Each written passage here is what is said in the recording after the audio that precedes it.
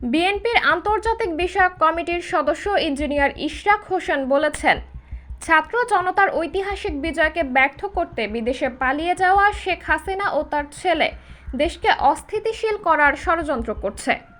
সেই সঙ্গে দেশে বসেও একটি বিশেষ মহল পরিকল্পিতভাবে এই ষড়যন্ত্রে লিপ্ত আছে।